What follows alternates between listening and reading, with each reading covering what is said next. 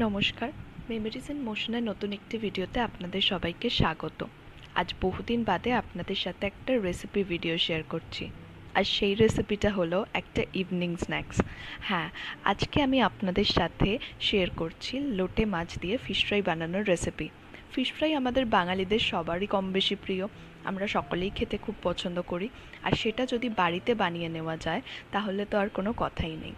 হাতের কাছে যদি ভেটকি মাছ না থাকে তাহলে লোটে মাছ দিয়েও আমরা জানি এই রেসিপিটা বানানো যায়। সেই সম্পর্কে আমাদের আইডিয়া আছে, তাই আজকে আমি আপনাদেরকে লোটে মাছ দিয়ে ফিশ ফ্রাই বানিয়ে দেখাচ্ছি। তার জন্য প্রথমে দুটো মিডিয়াম সাইজের লোটে মাছ আমি এখানে নিয়ে নিয়েছি। প্রথমে কাঁচির সাহায্যে লোটে মাছের চারিদিকের কাঁটাগুলোকে কেটে দেওয়ার পরে আমি একটা ছুরি দিয়ে লোটে মাছের পেটের দিক থেকে হালকা করে চিড়ে নিচ্ছি। আস্তে আস্তে করে চিড়ে নিতে হবে এবং আঙুলের সাহায্যে ফাঁক করে নিতে হবে, যাতে একটা ফ্ল্যাট শেপে আমরা মাছটাকে নিয়ে আসতে পারি। ভিডিওটি দেখলেই আপনারা বুঝতে পারবেন ঠিক কীভাবে করলে খুব ইজিলি এটা হয়ে যাবে।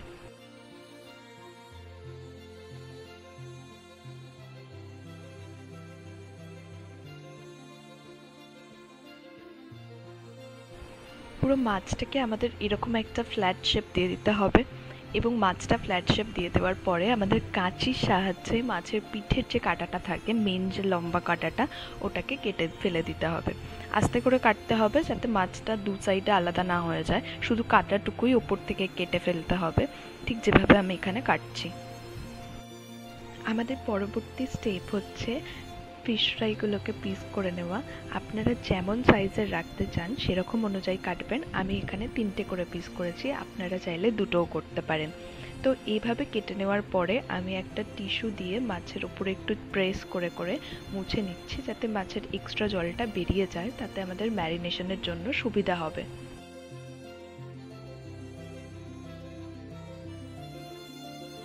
এরপর মাছের ম্যারিনেশনের জন্য আমাদের একটা পেস্ট বানিয়ে নিতে হবে, যার জন্য আমি এখানে 8-10 কোয়া মতন রসুন ব্যবহার করেছি 3টে কাঁচা লঙ্কা, আর ব্যবহার করেছি কিছুটা ধনে পাতা, আর ব্যবহার করেছি ছোট ছোট 3-4 কুচি আদা। এই সবগুলো দিয়ে মিক্সিতে একটা স্মুথ পেস্ট আমরা বানিয়ে নেব। মশলার পেস্টটা বানানো হয়ে গেলে আমাদেরকে মাছটাকে ম্যারিনেট করে নিতে হবে। তার জন্য আমি এখানে ব্যবহার করেছি 1 চামচ নুন, ব্যবহার করেছি 1 চামচ ভিনিগার, আর ব্যবহার করেছি মশলার পেস্টটা। সব কিছু দিয়ে মাছে ভালো করে মাছটাকে মাখিয়ে নিতে হবে এবং মাখানোর পরে মাছটাকে আমরা 5 থেকে 10 মিনিট এভাবেই রেখে দেবো। যেহেতু এটা লোটে মাছ, তাই বেশিক্ষণ ম্যারিনেট করে রাখার দরকার নেই। লোটে মাছ এমনিতেই নরম মাছ হয়, তাই বেশিক্ষণ এটাকে ম্যারিনেট করার প্রয়োজন পড়ে না। যদি ভেটকি মাছ বা এই জাতীয় মাছে বানান তাহলে একটু বেশি টাইম ম্যারিনেট করে রাখার চেষ্টা করবেন। সব কিছু ভালো করে মাছের সাথে ম্যারিনেট করে আমি এখানে মাছটাকে 5 থেকে 10 মিনিটের জন্য এভাবেই রেখে দেবো। আমার এখানে ম্যারিনেশন হয়ে গেছে। আমি মাছের উপর থেকে কিছুটা গোলমরিচ ভালো করে ছড়িয়ে এভাবে মাছটাকে রেখে দিয়েছি। মাছটা ম্যারিনেট হতে হতে আমরা বাকি যে জিনিসগুলো তৈরি করার সেগুলো তৈরি করে নিই। আমাদের এখানে ফিশ ফ্রাইয়ের জন্য লাগবে কোটিংয়ের জন্য একটা ডিম, আর আমি এখানে নিয়েছি কর্নফ্লেক্স গুঁড়ো করে নিয়েছি মিক্সিতে। আপনারা চাইলে ব্রেড ক্রাম্বস বা বিস্কুটের গুঁড়ো যে কোনোটা দিয়ে তৈরি করতে পারেন। ভালো করে মাছটা ম্যারিনেট হয়ে গেছে, এবার আমাদের কোটিংয়ের পালা। তার জন্য আমি মাছের যে এক্সট্রা ম্যারিনেশনের যে জলটা, সেটাকে ডিমের মধ্যে ব্যবহার করেছি। এটা হয়তো একটু অন্যরকম লাগছে, কিন্তু এটা ব্যবহার করলে মাছের যে সুন্দর ফ্লেভারটা সেটা একদম সুন্দর থাকে আর খুব ভালো লাগে খেতে। এরপরে আমি ডিমে ব্যবহার করেছি 1/2 চা চামচ নুন, ব্যবহার করেছি অল্প কিছু গোলমরিচ। সব কিছু ভালো করে মিশিয়ে নেওয়ার পরে এবারে আমরা আস্তে আস্তে কোটিংটা করে নেব। কোটিংয়ের জন্য আমি মাছগুলোকে আগে কর্নফ্লেক্সের গুঁড়োর মধ্যে একবার করে কোট করব, যাতে মাছের গায়ে যে মশলার লেয়ারটা সেটা ডিমের মধ্যে দিয়ে না চলে যায়। তাই জন্য আগে কর্নফ্লোর দিয়ে পাতলা করে একবার কোট করে নেওয়ার পরে তারপরে আমি ডিমের মধ্যে মাছগুলোকে কোট করব। তো আগে সব মাছগুলোকে কর্নফ্লোরে একবার পাতলা করে কোট করে নেওয়ার পরে তারপরে ডিমের মধ্যে দেব। এখানে আমি সব মাছগুলোকে আগে ফার্স্ট লেয়ার কোটিংটা করে নিয়েছি কর্নফ্লেক্সের গুঁড়োর মধ্যে, আর সব মাছগুলো হয়ে যাওয়ার পরে যে এক্সট্রা মশলার পেস্টটা বেঁচেছিল সেটাকেও আমি ডিমের মধ্যে মিশিয়ে দিয়েছি। এটা দেখতে অদ্ভুত লাগলেও আমি বারবার বলছি এই স্টেপটা ফলো করতে পারেন, তাতে ডিমের মধ্যেও মশলার একটা সুন্দর ফ্লেভার পাওয়া যায় এবং টেস্টটাও অনেকটা সুন্দর হয়। আর এইভাবে করলে মাছের মধ্যেও মশলার কোটিংটা থাকে এবং ডিমের মধ্যেও মশলার ফ্লেভারটা থাকে, তাই জন্য ফিশ ফ্রাইটা ভীষণ ফ্লেভারফুল লাগে। তো এরপরে আমি এটাকে ডিমের মধ্যে ভালো করে কোট করে তারপরে কর্নফ্লেক্সের গুঁড়োর মধ্যে সেকেন্ড কোটটা করে নেব।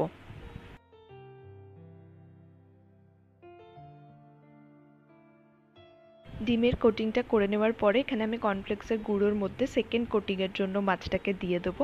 মাছটা ভালো করে কোট করে নেওয়ার পরে আমি এখানে ছুরির সাহায্যে মাছটাকে একটা শেপ দিয়ে নেব। এটা পুরোপুরি অপশনাল, আপনারা চাইলে এই স্টেপটাকে স্কিপও করতে পারেন।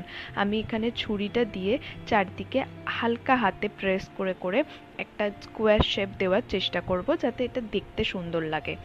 ভালো করে চারদিকটা স্কোয়ার করে নেব, আর তারপরে আমি ছুরিটাকে ফিশ ফ্রাইয়ের ওপরে রেখে হালকা হাতে চেপে চেপে একটা ফ্ল্যাট শেপ দেওয়ার চেষ্টা করব। এরমভাবে করলে ফিশ ফ্রাইটা দোকানের মতন দেখতে লাগে। এছাড়া এটার আর সেরকম কোনো বিশেষত্ব নেই এই স্টেপটার। এটা আপনারা চাইলে বাদও দিতে পারেন। আর এভাবেই আমি আমার বাকি ফিশ ফ্রাইগুলোকে রেডি করে নেব।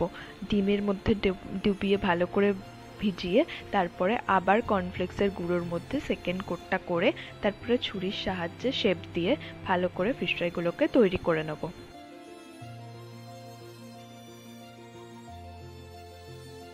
সমস্ত ফিশ ফ্রাইগুলোকে এভাবে রেডি করে নেওয়ার পরে আমি এখানে ছুরি দিয়ে শেপও দিয়ে নিয়েছি, আর এইভাবে আমি এই ফিশ ফ্রাইগুলোকে 5 মিনিট রেখে দিয়েছিলাম।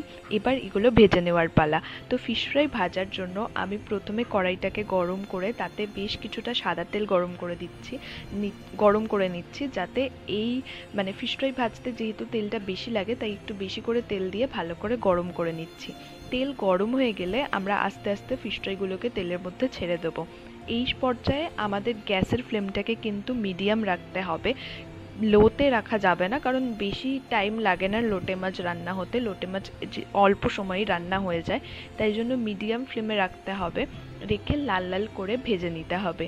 যেহেতু হাই ফ্লেমে রাখলে তাড়াতাড়ি লাল হয়ে যাবে, তাই জন্য মিডিয়াম ফ্লেমে রেখে ধীরে ধীরে রান্না করলেই খুব সুন্দরভাবে তৈরি হয়ে যাবে। মিডিয়াম হিটে দুটো পিঠ ভালো করে উল্টে পাল্টে লাল লাল করে ভেজে নিলেই রেডি আমাদের সন্ধেবেলার গরম গরম স্ন্যাক্স, আমাদের সবার পছন্দের ফিশ ফ্রাই। তো রেসিপিটা অবশ্যই বাড়িতে ট্রাই করে জানাবেন কেমন লাগলো। রেসিপিটা ভালো লাগলে শেয়ার করবেন, লাইক করবেন, কমেন্ট করে আপনাদের মতামত আমাদের সাথে শেয়ার করবেন। আর ভিডিও ভালো লেগে থাকলে চ্যানেলটাকে অবশ্যই সাবস্ক্রাইব করে দেখতে পারেন। ধন্যবাদ, পাশে থাকবেন। দেখা হবে পরবর্তী কোনো ভিডিওতে। ভালো থাকবেন।